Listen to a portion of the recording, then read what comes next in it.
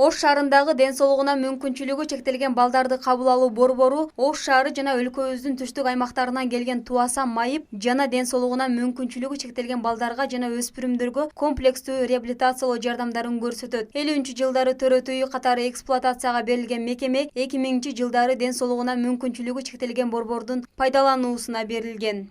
Имарат өзү 1955-жылы курулган.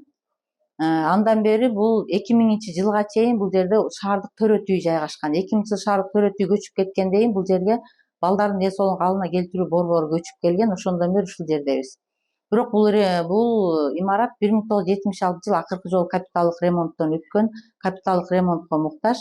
Эми косметический ремонт, бөлөк кабинеттерди акчанын жетишинче жасап турабыз, өзүнүн финансыга карап. Комплекстүү реабилитациялоо жардамдарын көрсөтөт деген менен борбордун шарттары жетишсиз. Дарылоого керектелүүчү медициналык жабдуулар талапка жооп бербей калган. Жабдыктар боюнча алсак, бизде аппаратуранын баары эски советский боюнча, физиотерапия аппараттарын, электрофорез жасай турган, гальванизация, амплипульс деген аппараттарыбыз бар.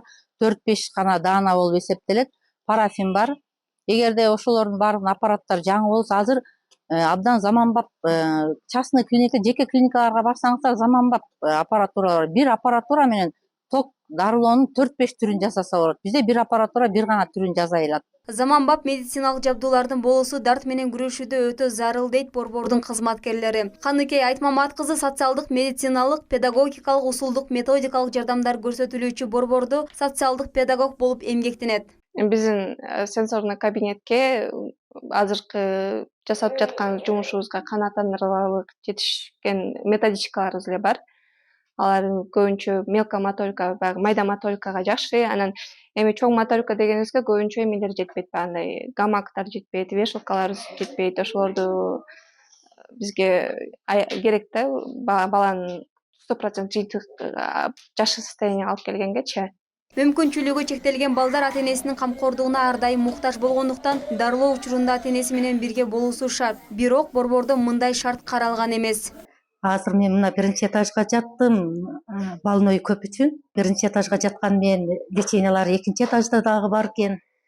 Балам 17 жашта, алып чыкканда кыйналамын.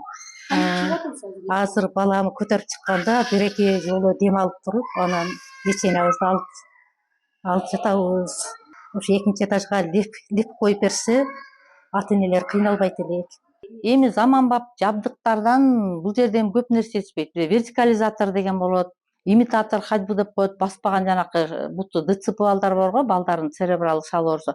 Ошолорго бастыра турган аппараттар жетишпейт. Вертикализатор деп тургузуп коет дагы, өзү шагайт этип баланы тургузуп, бутунан басууну мындай имитация кыла турган ошондой заманбап жабдыктар болсо жакшы болот. Борбордон былтыр 1367 бала дарыланып чыккан. Бүгүнкү күндө 102 бала дарыланып жатат. Айдана Малбек кызы, Ибрагим Төлөбаев, Ош жаңылыктары.